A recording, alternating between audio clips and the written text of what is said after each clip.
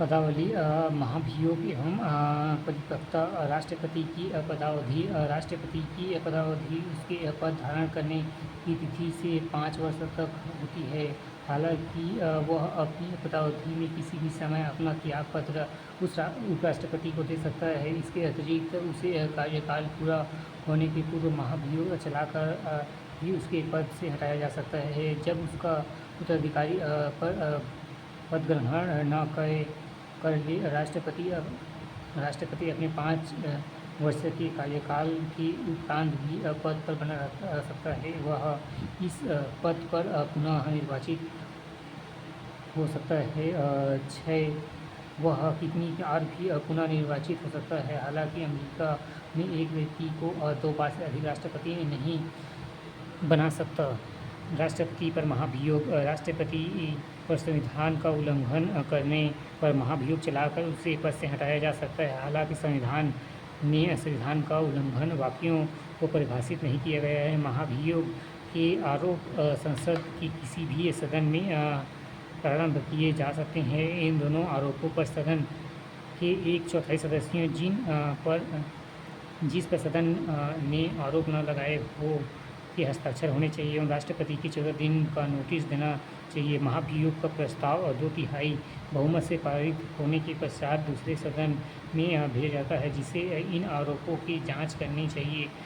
राष्ट्रपति को इनमें उपस्थिति होने तथा अपना प्रतिनिधित्व कराने का अधिकार होगा। यदि दूसरे सदन पर इन आरोप की सही पाता है तो महाभियोग प्रस्ताव होकर दोनों तिहाई बहुमत से पारित राष्ट्रपति को प्रस्ताव पारित होने की तिथि से उसे पद से हटाना होगा। इस प्रकार महाभियोग संसद की एक नई अर्ध न्यायिक प्रक्रिया है। इस संदर्भ में तो बातें ध्यान देने योग्य है और संसद की सदनों के नामांकित सदस्यों जिन्होंने राष्ट्रपति के चुनाव में भाग नहीं लिया था उन्हें महाभियोग में भाग ले सकते हैं। राज्य विधानसभाओं के निर्वाचन सदस्य तथा दिल्ली एवं पांड्यचेरी केंद्र शासित प्रदेश विधानसभाओं के सदस्य महाभियोग प्रस्ताव में भाग नहीं लेते हैं। उन्हें राष्ट्रपति के चुनाव में भाग लिया था। यह बात अवश्य ध्यान रखनी चाहिए कि अभी तक किसी भी राष्ट्रपति का महाभियोग नहीं चलाया गया है। 6वां केवल राजेंद्र प्रसाद ने 2 बार राष्ट्रपति ग्रहण किया था। राजेंद्र प्रसाद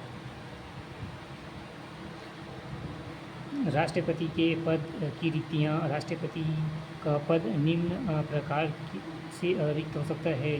पहला 5 वर्षीय कार्यकाल समाप्त होने पर, दूसरा उसे त्यागपत्र देने पर, तीसरा महाभियोग प्रक्रिया द्वारा उसे पद से हटाने पर, चौथा उसकी मृत्यु होने पर, 7 अन्यथा जैसे कि वह पद ग्रहण करने के लिए अहर्य न हो अथवा निर्वाचन अवैध घोषित हो।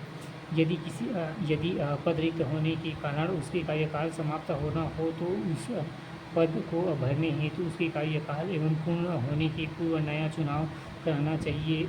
नए राष्ट्रपति के चुनाव में किसी कारण कोई देरी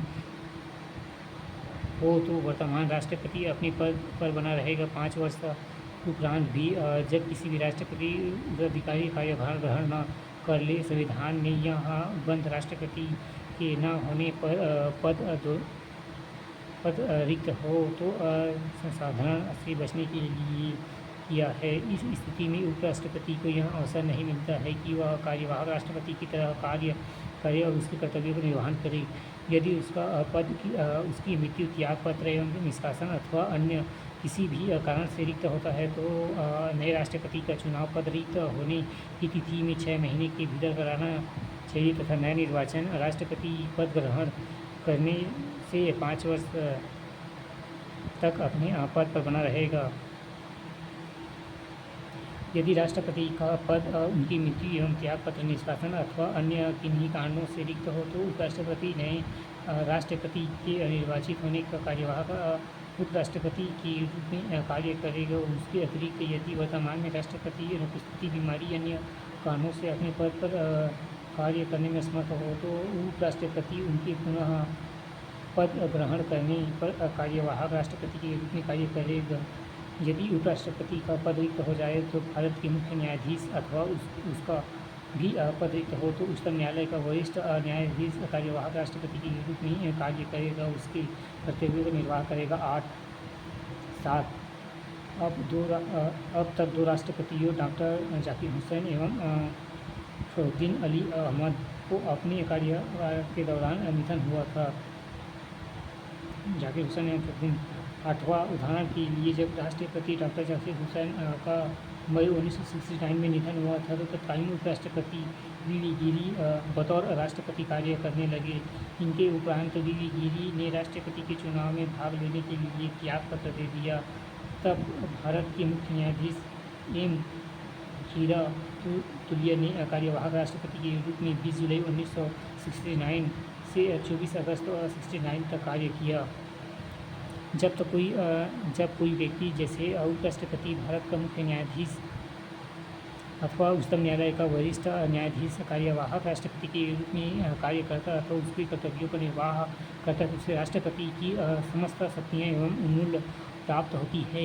वह संसद के द्वारा निर्धारित सभी उपलब्धियों, भत्ते एवं विशेष अधिकार प्राप्त करता है।